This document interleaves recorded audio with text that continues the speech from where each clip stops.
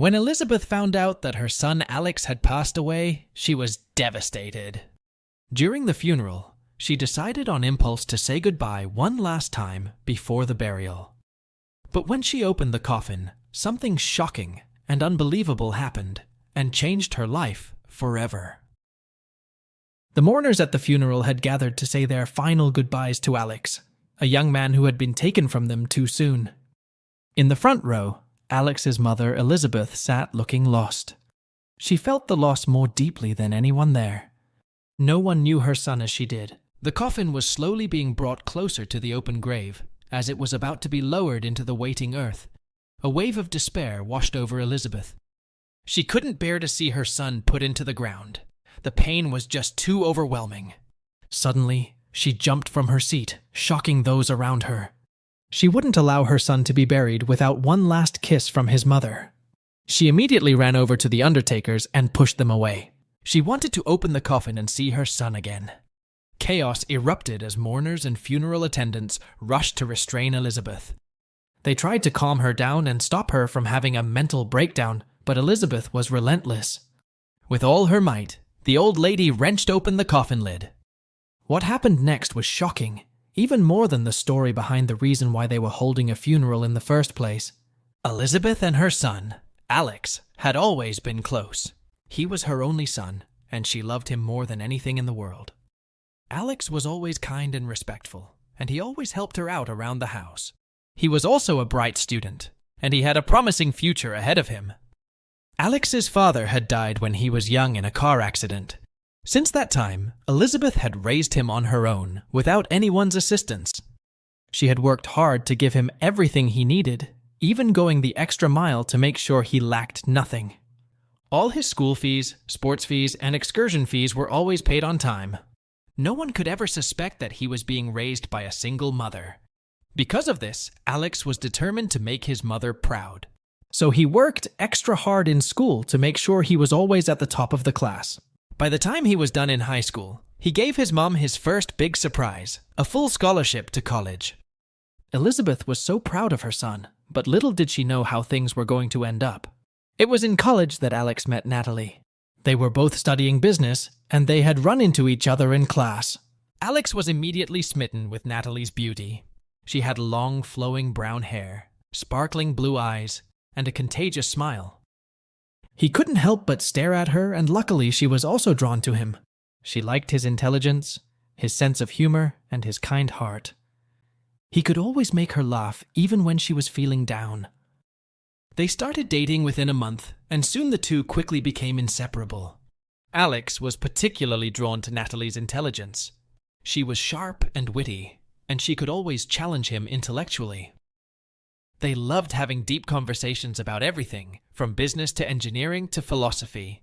Everyone who saw them knew that Alec and Natalie were happy together, and were sure they were going to get married one day. In their last year in college, Alex introduced Natalie to his mother. Elizabeth was happy that her son had finally found someone. She had been worried that he would never settle down because he was so focused on his studies.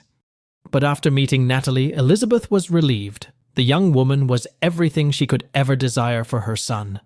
The two quickly became close, and Alex was so happy to see his mother and his girlfriend getting along so well. He knew that he was lucky to have both of them in his life. He finally told his mother that he and Natalie wanted to start a business together.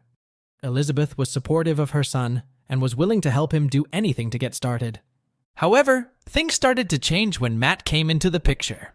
Matt was a brilliant programmer, and he quickly became friends with Alex and Natalie. As soon as he found out about their business idea, he tried to convince them to let him join in.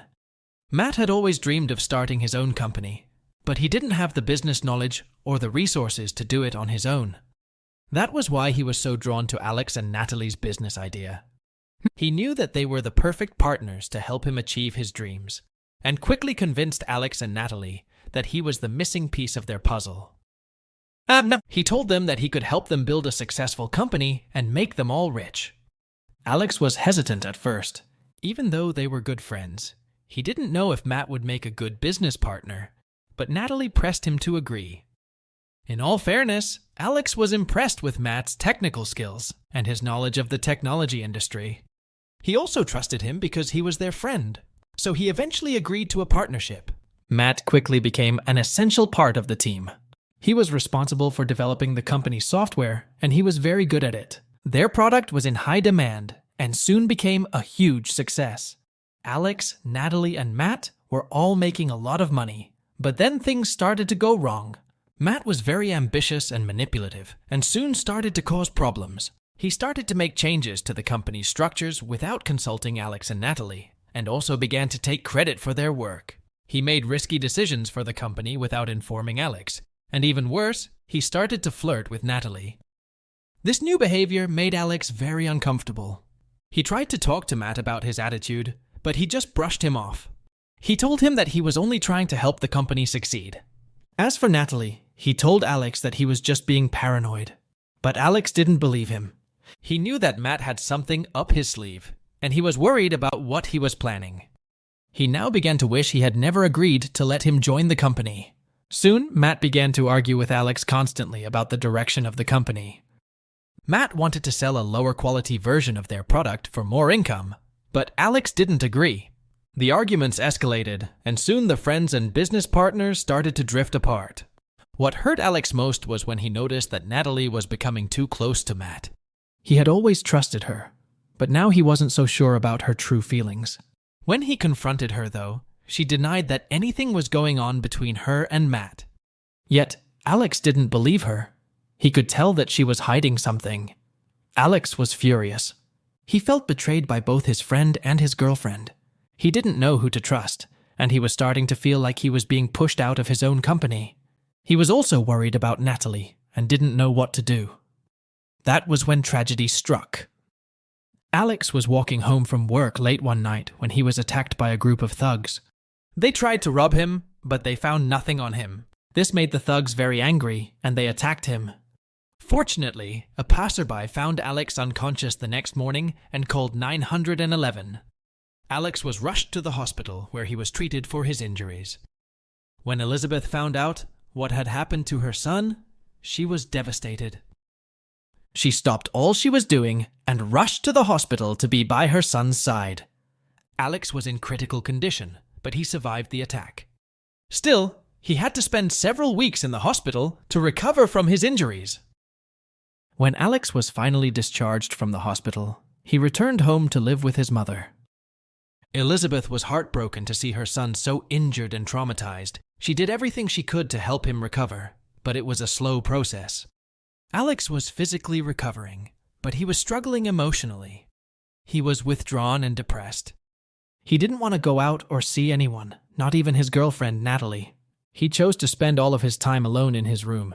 Elizabeth tried to talk to Alex about what had happened, but he refused to open. He didn't want to remember the attack. He just wanted to forget about it and move on. But it wasn't that easy. That night had left a deep scar on Alex's soul. He was no longer the same person he had been before. Alex started to push people away, including his mother. He didn't want to be around anyone and just wanted to be left alone. Elizabeth was worried about her son. She tried to get him professional help, but he refused to go. Even when she tried to talk to Alex about what he was going through, he refused to open up. Elizabeth was heartbroken to see your son in so much pain. She didn't know what to do to help him. She felt helpless and alone. The thugs' attack didn't just affect Alex's mental health. It made him increasingly paranoid and distrustful of others. This paranoia began to affect his startup and his relationship with Natalie and Matt. He stopped meeting with investors and working on new products and moved into a different apartment all by himself. Elizabeth tried to stay in touch with Alex, but he was often unresponsive. He would either ignore her calls or hang up on her. This made his mother very concerned, so one day she decided to go to his apartment to check on him. When she arrived, she found the door unlocked. She entered the apartment and called out Alex's name, but there was no answer. She called Natalie and Matt to ask about him. They didn't know where he was either. Elizabeth immediately knew something was deeply wrong, so she reported Alex as a missing person to the police. The police investigated, but they couldn't find any clues about where he had gone. This made Elizabeth even more worried. Then the saddest day of her life came around. A few days later, the old lady received a phone call from a hospital. They told her the shocking news. Alex had been found dead. Elizabeth was completely devastated. She rushed to the hospital to see her son's body and was heartbroken when she saw him lying there, pale and lifeless. She couldn't believe that he was really gone. The hospital told Elizabeth that Alex had slumped and fallen on the street. When he was attended to by Good Samaritans, he already wasn't breathing and had no pulse. By the time he got to the hospital, he was pronounced dead on arrival. They had checked his phone, found her contact, and given her a call. Elizabeth blamed herself for not being there for her son. She felt that she had failed him as a mother. As far as she was concerned, her world had ended. She didn't want to do anything but stay in bed all day and cry. She couldn't imagine her life without Alex. Her family and friends tried to support her during this difficult time, but she felt like no one could understand her pain. She felt alone and lost. Her son, whom she had cherished from his birth, had now been taken away from her. Elizabeth began the funeral arrangements in a state of shock, but then Natalie and Matt came forward to tell her they were going to take this burden from her. They would plan everything from the service to the burial, and only told her to go choose a suit from his closet. The ceremony was held the next day. The church was packed with people who loved and cared about Alex. Elizabeth sat in the front row, listening to the minister's eulogy. The minister celebrated Alex's accomplishments, his kind heart, and the bright future he'd been robbed of. But as the minister's words washed over the assembled mourners, Elizabeth's mind wandered. She was still grappling with the shock and despair of her son's sudden death, amidst the sea of condolences and well wishes. A nagging suspicion clotted her. It was a strange, unsettling feeling that refused to be silenced. She couldn't shake the notion that her beloved son, Alex, might not be as gone as they all believed. As the coffin was being lowered into the ground, Elizabeth could no longer take it. She jumped to her feet and rushed to the grave. She finally managed to open the coffin lid, and everyone gasped in horror. Inside the coffin, Alex was lying there, pale and lifeless. But then, a flicker of movement caught Elizabeth's eye.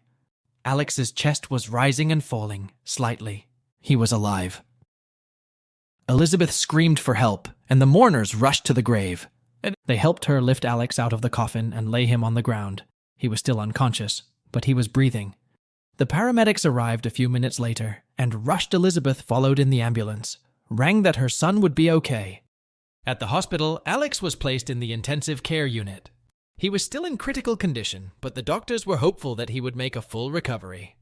Elizabeth stayed by his side all night. She was so relieved that he was alive, but she was also worried about him. She didn't know why he had been buried alive, but she was determined to find out. As Elizabeth sat by her son's bedside, she couldn't help but notice the absence of Natalie and Matt. Alex's girlfriend and business partner hadn't been at the funeral either, despite having volunteered to plan all of it. She knew that Natalie and Matt had been close to Alex. They had all lived in the same neighborhood and were business partners. So why weren't they here now when Alex needed them most? Elizabeth couldn't shake the feeling that something was wrong. She suspected that Natalie and Matt knew more about Alex's disappearance than they were letting on. When Alex eventually woke up, his mother was overjoyed, but her happiness turned to rage when he told her about what happened the day when he had been found apparently dead on the roadside. Natalie and Matt had invited him to their shared office that day to talk about the future of their growing company. They felt that Alec was dragging it down with his erratic behavior and wanted him to sell all of his shares to them. They had gotten into a fight, and Alex had threatened to pull out with his ideas. They told him to go ahead and that they didn't need him. Only when he had left the office and felt the first palpitations, and he realized that the tea they had offered him didn't taste like usual. But by then, it was too late to do anything, and he had collapsed in the street. The police began their investigation and discovered that months earlier, Natalie and Matt had been approached by an investor who wanted to buy the company for a large sum of money. But there was a problem. Alex owned the rights to most of the company's ideas. Since Alex would never agree to the sale, Natalie and Matt had to remove him from the picture. The two of them, who had been secretly dating behind Alex's back, devised a sinister plan. First, they hired thugs to beat him up. This was to keep Alex in the hospital while they made changes to the company. But when Alex recovered and became suspicious of them, they decided to go further. Their final plan was to drag Alex and remove him from the picture. The tea they served him in the office caused his heart rate to slow dramatically, and he fainted on the streets. He was rushed to the hospital where he was wrongly pronounced dead. However, Natalie and Matt were unaware that the drug had only made Alex unconscious. They had taken over all the preparations for the funeral, stopping the medical examiner from performing an autopsy on legal grounds, and then quickly leaving to close the deal with the investors. Alex was nearly buried alive because of them, but his mother's intervention saved him. Elizabeth was shocked and horrified by what had happened. She couldn't believe that Natalie and Matt would do something so evil. Armed with this new information, the police arrested Natalie and Matt at the airport. They had heard that Alex had survived and were attempting to flee the country. They were charged with attempted murder, convicted, and sentenced to life in prison. Alex still couldn't believe that his girlfriend had conspired to take his life and his company. Elizabeth was relieved that Natalie and Matt had been brought to justice. However, she was still struggling to cope with what had happened. She couldn't believe that her son had not only been beaten up on purpose, but also nearly been buried alive. Still, Elizabeth helped her son recover from his physical and emotional injuries. She was grateful to have him back, and they became closer than ever before. And when Alex became a millionaire, thanks to his groundbreaking ideas, he proudly declared that he owed it all to his mother. What a roller coaster. Do you know of any similar situation where doctors made a wrong diagnosis that could have led to something grave? Now would you have reacted to knowing about Matt and Natalie's betrayal? Feel free to share your thoughts in the comment section.